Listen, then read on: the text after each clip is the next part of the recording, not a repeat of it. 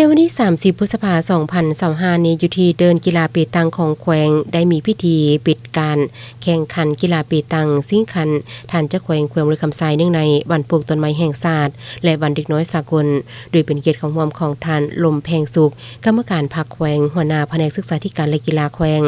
ท่านพันเอกภาคงดอกมณีจันทร์ห้องหัวหน้ากองบัญชาการปกส.แขวงบริคำไซมีคณะกรรมการและนักกีฬาเข้าร่วม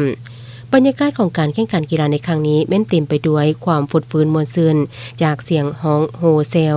จากกองเชียร์ของแต่ละทีมผ่านการแข่งขันกีฬาเปตังซิ่งคันจักแขวงหนึ่งในวันปลูกต้นไม้แห่งชาติและวันเด็กน้อยสากลซึ่งได้เริ่มขึ้นในระหว่างวันที่29หา30ได้สำเร็จลงอย่างจบงามผลการแข่งขันในครั้งนี้ทีมชายทั่วไปอันดับที่1ได้แก่ทีมสมาคมเปตัง2ได้รับเงินสุด2ล้านกีบพร้อมด้วยคัน1หน่วย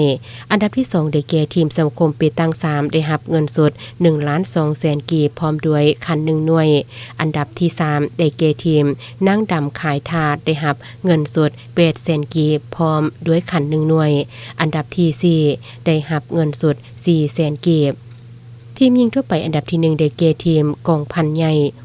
642ได้รับเงินสด1ล้าน5แสนกีบพร้อมด้วยคัน1หน่วยอันดับที่2ได้แก่ทีมแผนกยุติธรรมแขวงได้รับเงินสด8แสนกีบพร้อมด้วยคัน1หน่วยอันดับที่3ได้แก่ทีมแผนกอุตสาหกรรมและการค้าแขวงได้รับเงินสด5แสนกีบพร้อมด้วยคัน1หน่วยอันดับที่4ได้รับเงินสด4แสนกีบเป็นเกียรติมอบรางวัลโดยแม่นทานประธานห้องประธานพร้อมด้วยคณะเป็นผู้มอบ